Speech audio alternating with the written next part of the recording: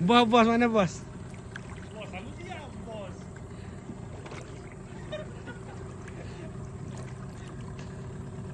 Bos jangan tak bernafas bos. Tarik nafas jarang-jarang.